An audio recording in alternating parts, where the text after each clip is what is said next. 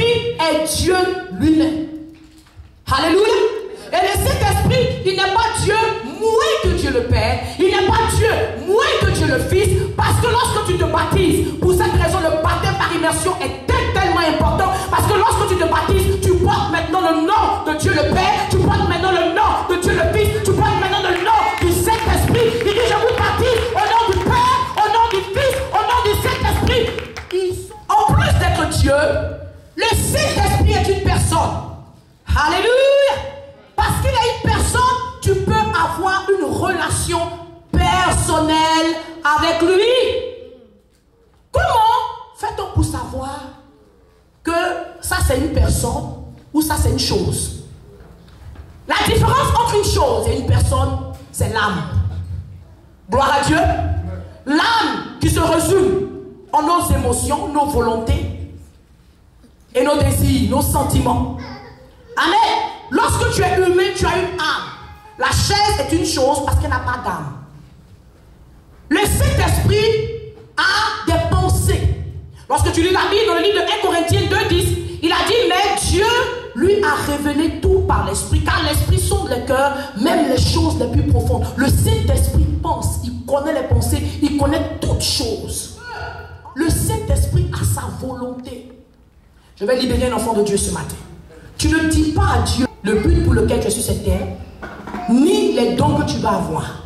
Ce sont des choses préméditées par Dieu lui-même. Qui tu es supposé devenir, tu ne choisis pas. Dieu le choisit parce qu'il sait ce qu'il a mis en toi. Enfant de Dieu, ne te compare jamais à quelqu'un d'autre. N'envie jamais le don de quelqu'un d'autre. N'envie jamais l'étoile de quelqu'un d'autre. Ne prie pas la prière disant, Dieu fais-moi au plat. Il ne te fera pas au plat parce que chacun a un but précis pour lequel il est sur cette terre. Ton rôle est de découvrir ce but et de devenir le meilleur de toi-même. Dieu leur a donné le don de guérison. Commence à exploiter ton don. Va par la foi, va dans les hôpitaux, prie pour les malades, prie pour les morts. Ne te décourage pas du don que Dieu t'a donné. Persiste jusqu'au jour où tu vois la promesse de Dieu pour toi. La Bible, le livre d'Habakkuk, écris la vision, écris-la clairement, et puis attends, parce qu'au temps opportun, elle ne mentira pas, elle se manifestera. Qui a été déjà dans une situation où tu ne sais même plus quoi dire dans la prière? Tu as prié tout ce que tu peux dire.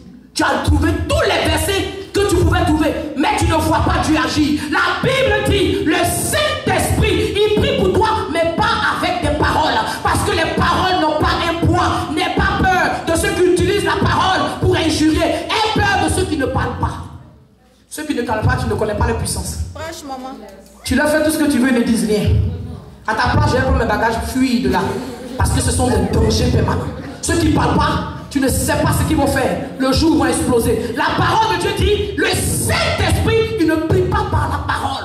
Parce que la parole est limitée. Ta parole ne peut pas exprimer ce que ton âme ressent. Ta parole ne peut pas toujours exprimer les douleurs que tu ressens véritablement. Mais la Bible dit, le Saint-Esprit, par des gémissements, prie au Père pour nous. Et la bonne nouvelle, il prie la volonté de Dieu pour nous.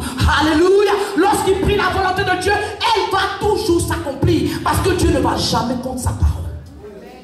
Ce que l'Esprit de Dieu veut faire pour toi, tu n'as aucune idée. La Bible dit ce que les yeux n'ont pas vu, ce que les oreilles n'ont pas entendu, ce qui n'est pas rentré dans la pensée de l'homme. Il veut le faire pour toi. Si tu prenais du temps pour lui demander, Saint-Esprit, je marie qui? Saint-Esprit, je travaille où? Saint-Esprit, je vais dans telle école. Saint-Esprit, où j'investis mon argent? Saint-Esprit, quelle voiture j'achète? Il allait te montrer les choses que tu ne connais pas. Il allait te montrer les choses dont tu n'as aucune idée.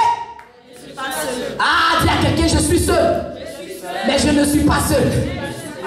Peut-être tu me dis, je ne suis pas marié. Peut-être tu me dis, je n'ai pas beaucoup de monde derrière moi. Peut-être tu me dis, oh, beaucoup de gens ne connaissent pas mon nom. Mais je suis seul. Mais je ne suis pas seul. Parce que l'Éternel a dit, je vais au Père, je vous apporterai le consolateur. Et il sera avec vous jusqu'à la fin du monde. Va dire aux sorciers que tu n'es pas seul.